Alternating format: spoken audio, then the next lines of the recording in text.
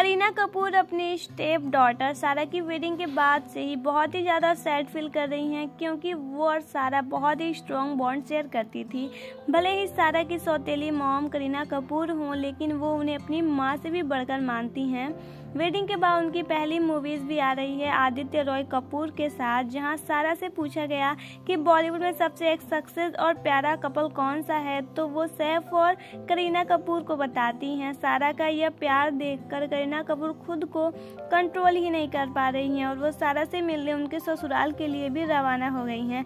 जी हाँ फ्रेंड्स, अमृता और सैफ के साथ करीना की यह सैड बड़ी वीडियो सोशल मीडिया पर भी खूब छाई हुई है।